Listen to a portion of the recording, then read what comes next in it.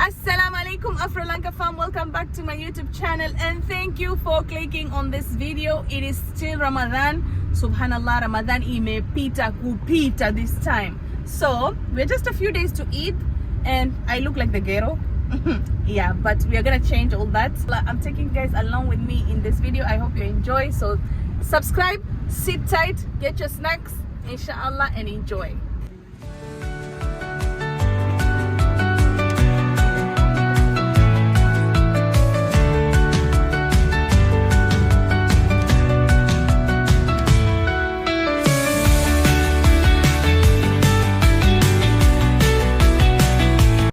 Shopping in Kisauni.